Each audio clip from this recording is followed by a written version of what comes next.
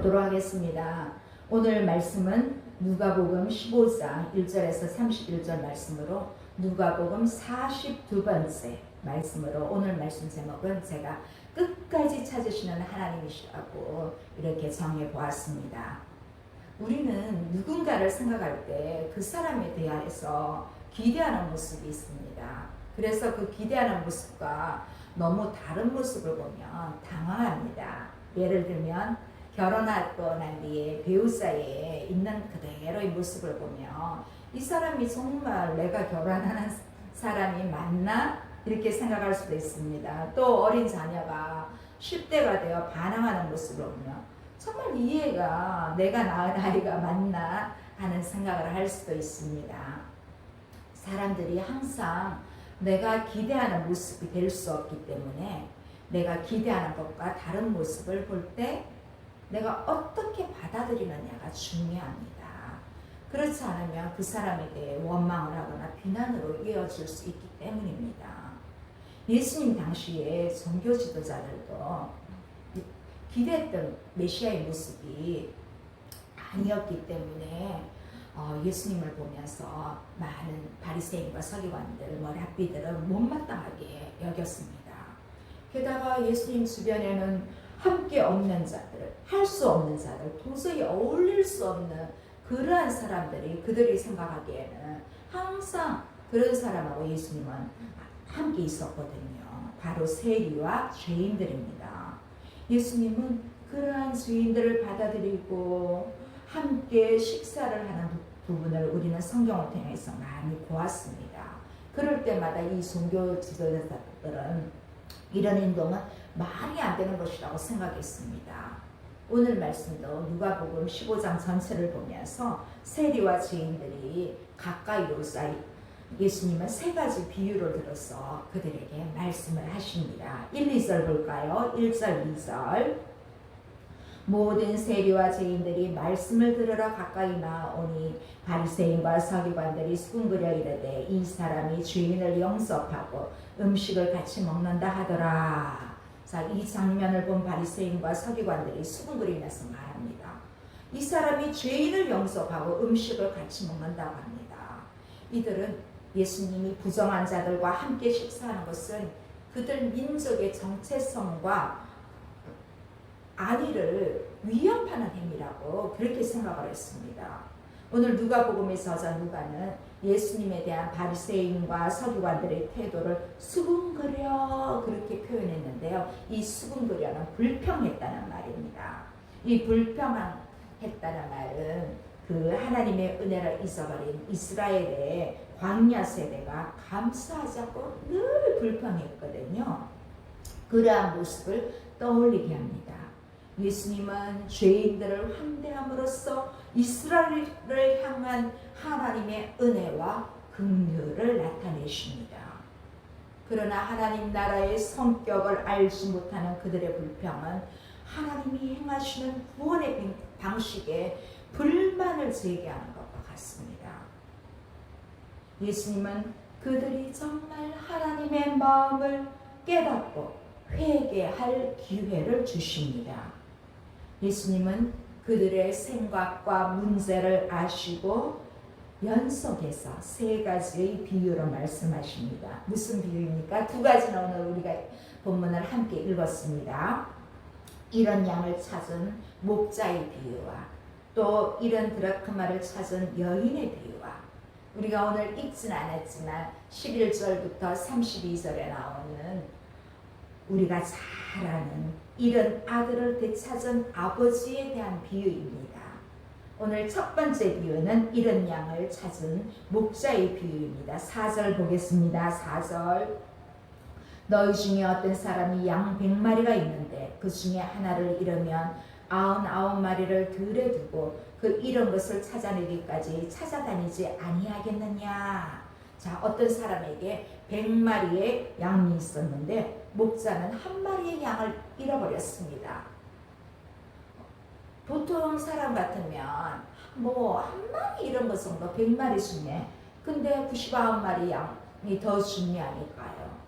그런데 양들은요 이렇게 떼를 지어 무리를 지어 다니는 동물이고요. 그리고 시력이 아주 안 좋다고 합니다. 한 번 간 길은 또 잊어버린대요. 기억이 안 난대요. 무리 지어 다니기 때문에 이 무리를 이탈한 양은 생존하기가 어렵다고 합니다. 이런 상황을 잘 아는 목자는 99마리 양을 그냥 광야에 두고 71마리 양을 찾아 놨습니다.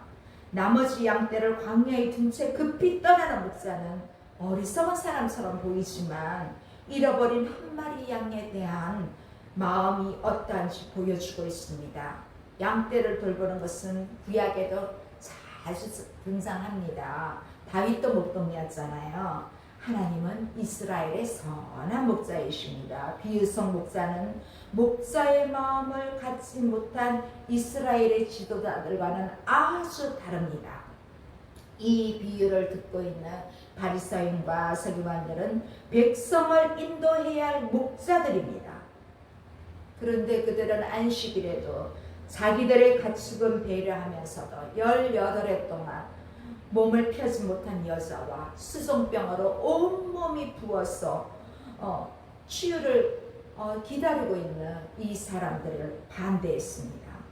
죄인들을 환대한 예수님을 오히려 비난했습니다. 그들을 고치려고 한 예수님을 책망했습니다. 이들과 달리 오늘 비유의 목자는 잃어버린 한 마리의 양에 집중하고 있습니다. 5, 6절 볼까요? 또 찾아낸 즉 즐거워 어깨에 메고 집에 와서 그 벗과 이웃을 불러 모으고 말하되 나와 함께 즐기자. 나의 잃은 양을 찾아내었노라 하리라. 드디어 양을 찾은 목자는 즐거워 양을 어깨에 메고 집으로 돌아와서 친구들과 이웃을 불러 모으고 잔치를 벌입니다. 목자는 찾은 자의 기쁨을 다른 사람과 잔치로 나눕니다. 예수님은 비유의 의미를 또 설명하십니다. 7절 내가 너에게 이르니 이와 같이 죄인 한 사람이 회개하면 하늘에서는 회개할 것 없는 의인 아홉으로 말미암아 기뻐하는 것보다 더하리라. 자, 예수님은 잃어버린 자를 죄인과 동일시하십니다. 바리새인과 서기관들은 죄인들과 세리들은 부정한 자로 정죄하고 멀리 했지만 예수님은 그들을 잃어버린 자로 보셨습니다. 그들과의 식사는 찾은 자의 기쁨을 나누는 자리였습니다. 죄인들이 회개하는 것은 목자가 잃어버린 양을 찾은 것과 같은 의미입니다. 두 번째 비유는 잃어버린 드라크마를 찾는 여자의 비유가 나오는데 잃어버린 양을 찾는 비유와 내용이 비슷합니다. 무언가를 잃어버렸고 또 그 잃어버린 것을 다시 찾은 후에 기뻐하며 잔치를 벌입니다. 8절 봅니다. 어떤 여자가 10드라크마가 있는데 하나를 잃어본 등불을 켜고 집을 쓸며 찾아내기까지 부지런히 찾지 아니하겠느냐. 자, 어떤 여자가 10드라크마 중에 하나를 잃어버렸습니다. 이 드라크마는 그리스의 은전으로 그 시대와 장소에 따라 그 무게와 가치가 좀 다르긴 합니다만 보통 1나리온 정도로 같은 가치로 생각하면 노동자 하루치 품값으로 생각하면 되겠습니다. 이 팔레스타인 지역에는요, 그 주택은 돌과 진흙 벽돌로 지어진 주택이기 때문에 창문이 없어요. 그래서 실내가 어둡습니다. 또 바닥도 돌이 아니라 흙이어서 어두운 곳에서 동전을 찾는 것은 대단히 힘듭니다. 그래도 이 여자는 10개가 있어야만이 완전체가 되는 그 드라크마를 잃어버린 하나를 찾기 위해서 열심히 바닥을 쓸며 닦고 열심히 찾습니다. 그러는 중에 드디어 이 잃어버린 드라크마를 찾았습니다. 90절 보겠습니다. 90절 내가 찾아낸 즉 벗과 이웃을 불러 모으고 말하되 나와 함께 즐기자. 이런 드라크마를 찾아내었노라 하리라. 내가 너희에게 이르노니 이와 같이 죄인 한 사람이 회개하면 하나님의 사서들 앞에 기쁨이 되느니라. 자, 드라크마를 찾은 여자는 잔치를 준비하고 이웃을 불러 모읍니다. 그런데 잔치에 사람들을 초대하려다 보면 어쩌면 잃었다가 찾은 하나의 드라크마보다 더 많은 비용을 지불할 수도 있습니다. 어쩌면 경제적인 측면에서는 오히려 손해가 되기 때문에 이 여자의 행동은 어리석은 행동으로 볼 수 있습니다. 낭비처럼 보이는데도 여자가 잔치를 준비한 이유가 무엇일까요? 나와 함께 즐기자. 바로 찾은 기쁨이 컸기 때문입니다. 예수님은 비유의 의미를 해석하시면서 이와 같이 죄인 한 사람이 회개하면 하나님의 사자들 앞에 기쁨이 되느니라 그렇게 하십니다. 한 사람의 회개는 하늘의 기쁨입니다. 잃어버린 동선을 찾는 것은 회개를 촉구하는 것과 같고 한 사람이 회개하고 돌아오는 그러한 모습을 우리에게 보여주고 있습니다. 하나님께서 예수님을 통해서 열심히 찾은 결과로 죄인들이 하나님 앞에 돌아오는 것입니다. 또 예수님께서는 바리새인들에게 들려주시는 세 번째 비유의 말씀은 잃은 아들을 되찾는 아버지의 비유입니다. 오늘 이 말씀을 우리가 서두에 읽지는 않았지만 함께 말씀과 함께 또 여러분 함께 보시면서 은혜가 우리에게 있기를 바랍니다. 11, 12절 또 이르시되 어떤 사람이 두 아들이 있는데 그 둘째가 아버지에게 말하여 아버지여 제산 중에서 내게 돌아올 분깃을 내게 주소서 하는지라. 아버지가 그 살림을 각각 나눠 주었더니 자 어떤 사람에게 아들이 둘이 있습니다. 그런데 이 둘째 아들이 아버지에게 재산을 요구합니다. 보통 재산은 아버지가 사망한 이후에 유산으로 받잖아요. 그런데 특히 이 유대 문화 속에서도 이건 철칙까지 지켜졌습니다. 아버지가 살아있는데 자식이 유산을 요구하는 행위는 가문의 수치이고 용서받을 수 없는 것이고 이것은 더 이상 가족과 가문에서 살지 않겠다고 공언한 행위입니다. 우리가 뭐 잘못하면 족보에서 빼라 하는 것처럼 그러한 의미가 있는 거예요. 당시 문화에서는 일반적이지 않는 모습이 이 아들뿐만 아니라 아버지에게도 그러한 반응이 나타납니다. 무슨 반응이에요? 아버지가 재산을 두 아들에게 당신이 살아있었지만 상속을 합니다. 13절 보겠습니다. 그 후 며칠이 안 되어 둘째 아들이 재물을 다 모아가지고 먼 나라에 가 거기서 허랑방탕하여 그 재산을 낭비하더니 둘째 아들은 이제 그 유산을 받은 것을 가지고 며칠 만에 먼 나라로 갔습니다. 먼 나라로 가려면 재산을 매각해야 되잖아요. 아버지의 생명 같은 그 재산을 한순간에 팔아버린 것입니다. 명예와 수치의 문화에서 이 둘째 아들은 아버지와 가족에게 씻을 수 없는 수치심을 주었습니다. 또 먼 나라로 갔다는 것은 자기의 나라를 떠나서 이방인의 나라에 갔다는 의미입니다. 그곳에서 금방 이 재산을 다 허비해버린 거예요. 낭비해버렸어요. 자, 14에서 16절 볼게요. 다 없앤 후 그 나라에 크게 흉년이 들어 그가 비로소 궁핍한지라 가서 그 나라 백성 중 한 사람에게 붙여서 하니 그가 그릇들 들로 보내어 돼지를 치게 하였는데 그가 돼지 먹는 쥐염 열매로 배를 채우고자 하되 주는 자가 없는지라. 이 아들에게 설상가상으로 그 지역에 흉년이 들었습니다. 생존 자체가 어렵게 된 둘째 아들은 어느 농가에 돼지 치는 일을 했습니다. 특히 이 유대인들은 돼지를 부정한 존재로 여겼던 동물입니다. 너무 배가 고파서 먹을 게 없어서 돼지 사료인 쥐염 열매를 먹으면서 배를 채우려고 했는데 그마저도 허락되지 않았습니다. 17절 보겠습니다. 이에 스스로 돌이켜 이르되 내 아버지에게는 양식이 풍족한 품꾼이 얼마나 많은가. 나는 여기서 줄여 죽는구나. 둘째 아들은 굶어서 비참하게 죽어가고 있는 자신의 모습을 보게 됩니다. 여기서 죽어간다는 말은 앞에 두 비유에서 잃다라는 의미로도 사용됩니다. 실제로 아버지는 잃었다가 찾은 아들이라고 24절에 말합니다. 이처럼 이 둘째 아들은 잃은 양과 드라크마 같이 잃어버린 신세가 되었습니다. 배가 고프고 나서야 아들은 아버지의 집을 생각합니다. 내 아버지의 집에는 품꾼들도 풍성하게 지내는데, 종들도 풍성하게 지내는데, 아들인 자신은 이방 나라에서 이제 먹을 것이 없어서 굶어 죽는 신세가 되었습니다. 그래서 아들은 아버지의 집으로 돌아가는 길이 유일한 생존의 길임을 깨닫고 아들은 일어나 아버지께 가서 할 말을 생각합니다. 18절 19절입니다. 내가 일어나 아버지께 가서 이르기를 아버지 내가 하늘과 아버지께 죄를 지었사오니 지금부터는 아버지의 아들이라 일컬음을 감당하지 못하겠나이다. 나를 품꾼의 하나를 보소서 하리라 하고, 아들은 집을 떠날 때의 죄가 얼마나 큰지 이제서야 깨닫고 인정합니다. 아버지께 지은 죄는 곧 하나님께 지은 죄입니다.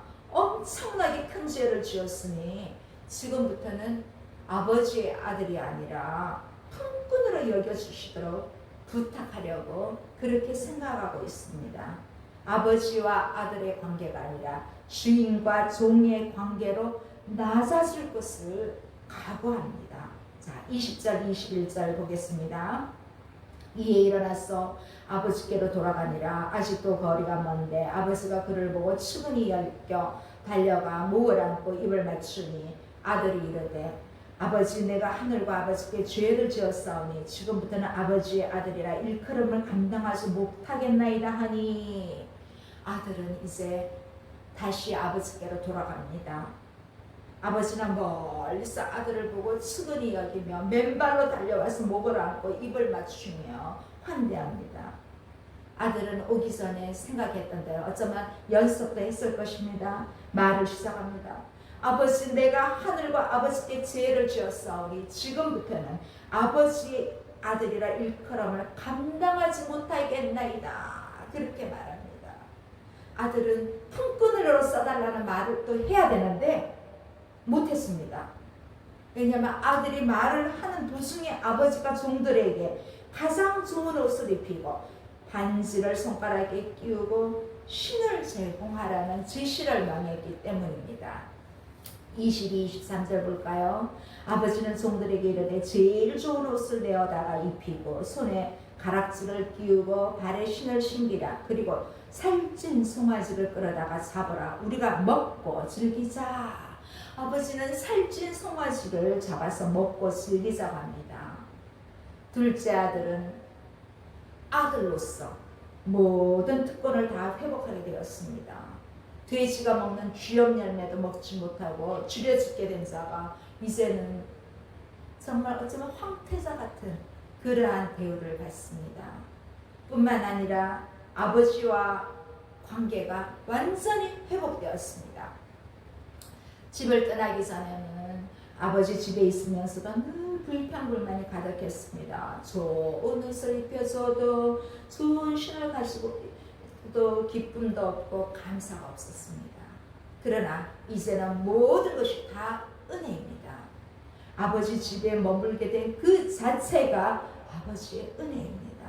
신을 신겨주고 가락지를 끼워주고 옷을 입혀주는 이 모든 것이 아버지의 사랑입니다.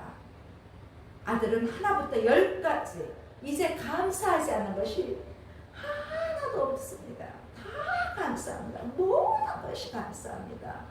전에는 아버지를 무시했던 마음이 있었지만 이제는 아버지를 진심으로 존경하고 사랑하게 되었습니다.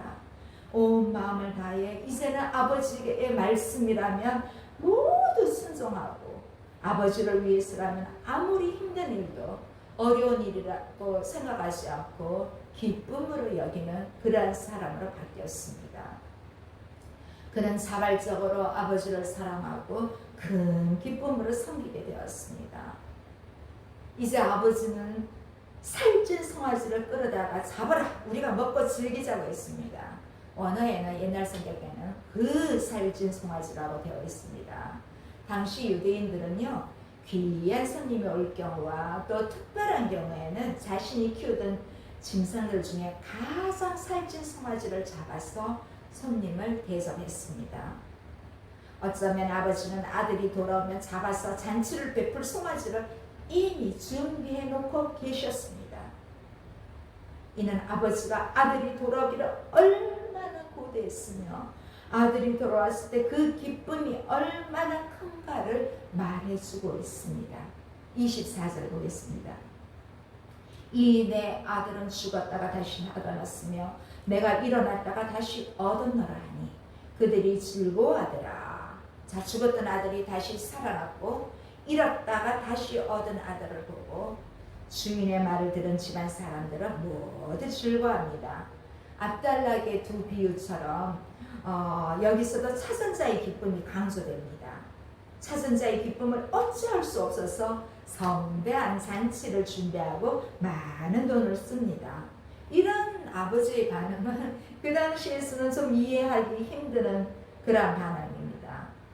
아들의 신분을 즉각 회복하게 한 이유는 바로 아버지의 사랑입니다. 비유의 아버지는 우리가 믿는 하나님 아버지의 마음을 우리에게 보여주고 있습니다. 이런 사랑 때문에 예수님은 죄인들을 찾고 식사로 함대하셨습니다. 또한 이 비유에서 아들이 스스로 찾아온 것처럼 보이지만 아버지는 잃어버린 아들을 찾았다고 표현합니다. 이런 자와 이런 것을 찾을 때 사용되는 동사 찾다는 연속되는 이 세 비유에서 반복되고 있습니다. 아들이 마음을 돌렸기 때문에 아버지의 마음이 긍휼로 변화된 것이 아니라 아버지의 환대하는 마음이 있었기 때문에 아들은 돌아갈 용기를 얻은 것입니다. 따라서 우리는 보통 이 이야기를 탕자 이야기라고 많이 하죠. 이 비유는 탕자의 이야기 비유가 아닙니다. 이 탕자를 찾은 아들을 찾은 아버지의 이야기입니다. 아들 그 자체를 영접해 주는 것이 바로 용서입니다. 이 시간 하나님께 등을 돌리고 사는 분이 있습니까?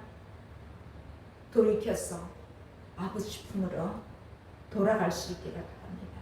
그동안 어떤 죄를 지었든지 괜찮습니다.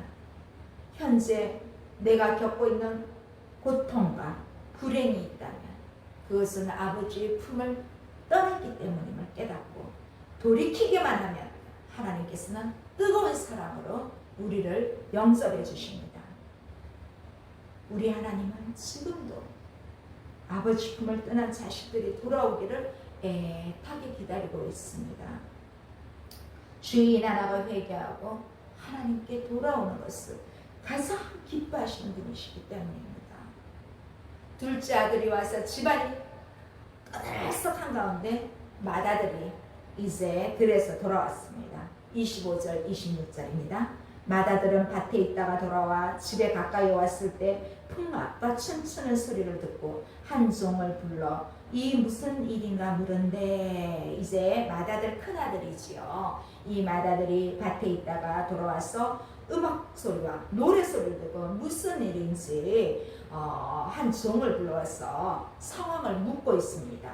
뭐라고 대답합니까? 27, 28절 대답하되 당신의 동생이 돌아왔으며 당신의 아버지가 건강한 그를 다시 맞아들이게 됨으로 인하여 살찐 송아지를 잡았나이다 하니 그가 노하여 들어가고서 하지 아니하거늘 아버지가 나와서 권한대. 종이 뭐라고 합니까? 당신의 동생이 돌아왔어 당신의 아버지가 건강한 그를 맞아들여 살찐 송아지를 잡았다고 합니다. 맏아들은 화가 나서 집에 들어가지 않습니다. 그때 그것을 본 아버지가 나오셔서 간절히 간청합니다. 그때 맏아들은 아버지께 불평을 토로합니다. 29절 30절입니다. 아버지께 대답하여 이르되 내가 여러의 아버지를 섬겨 명을 어김이 없거늘 내게는 염소새끼라도 주어 나와 내 벗으로 즐기게 하신 일이 없더니 아버지의 살림을 청녀들과 함께 삼켜버린 이 아들이 돌아오매 이를 위하여 살찐 송아지를 잡으셨나이다. 맏아들은 자기의 모습을 이야기합니다. 아버지, 저는 여러 동안 아버지를 섬겼고 명령을 어긴 적이 없는데도 왜 저한테는 친구들과 즐길 수 있도록 염소 새끼 한 마리도 잡아주시지 않으셨어요? 그렇게 불평합니다. 그런데 아버지의 재산을 청녀들과 낭비해버린 이 아들이 돌아오니 이를 위해 살찐 송아지를 잡았다고 합니다. 형은 동생과 자신의 관계를 전혀 거론하지 않습니다. 뭐라고 부릅니까? 이 아들이라고 부릅니다. 이 아들은 당신의 아들이란 그런 말이거든요. 아버지의 아들, 당신의 아들. 자, 맏아들은 가문의 불명예를 안기고 떠난 아들을 용서할 정도로 이제는 아버지조차도 어리석게 보고 있습니다. 오늘 말씀 마지막 구절입니다. 31절 32절입니다.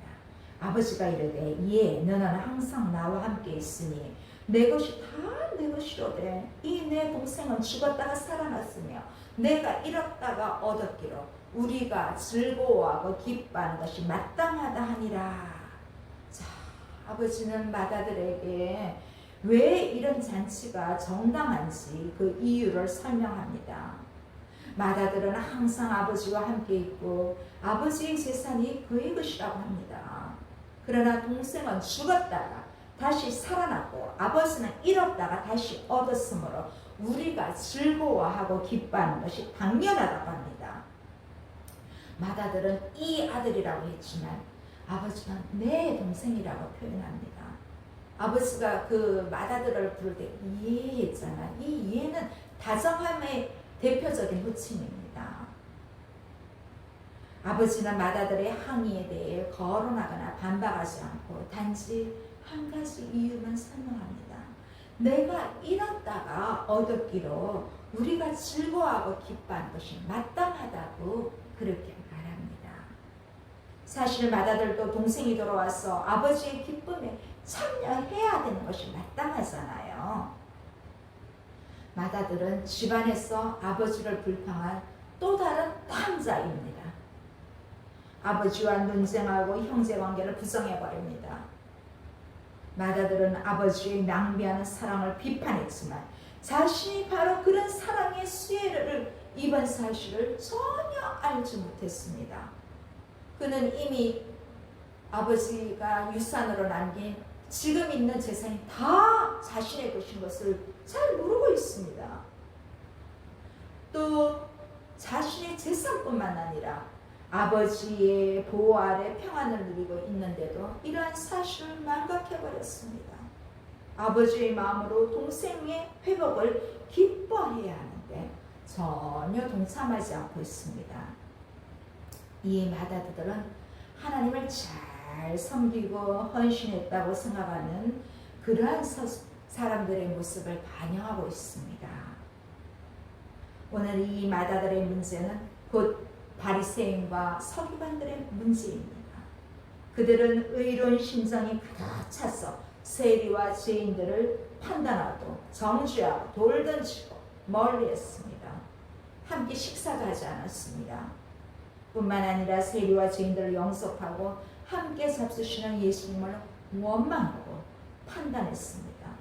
정말 이런 사람이라말로 집안에 있는 탕자입니다. 우리는 혹시 집안에 있는 탕자는 아닙니까? 오늘 말씀 결론적으로 하나님 아버지는 우리가 인격적으로 자발적으로 하나님을 잘 섬기기를 기뻐하십니다. 우리가 하나님의 품을 떠나는 그 순간부터 돌아오기를 애타게 기다리시며 회개하고 돌이킬 때 뜨거운 사랑으로 영접해 주십니다. 회개하고 주님께 돌아올 때 천국에서는 기쁨의 잔치가 벌어집니다. 우리 안에 바리새인과 같은 의로운 심정을 버리고 아버지의 마음으로 죄인들을 품고 섬기는 주님의 종들이 되기를 간절히 소원합니다. 아멘. 함께 기도하시겠습니다. 살아계신 하나님 아버지 감사합니다. 한 생명을 천하보다도 귀하게 여기시는 우리 하나님은 회개하고 돌아온 자녀들을 향하여 하늘에서는 더할 수 없는 기쁨으로 잔치를 벌이는 줄 믿습니다. 하나님 아버지, 우리가 이 사역에 동참하기를 원합니다. 아버지, 잃어버리는 하나님의 자녀들을 찾아 세상을 향해 나아갈 수 있는 담력을 저희들에게 주시옵소서. 예수 생명이 저들에게 전달되어 이 땅에서 하나님 나라가 확장되어 줄 수 있도록 하나님 아버지 저희를 사용하여 주시옵소서. 예수님 이름으로 기도드립니다. 아멘.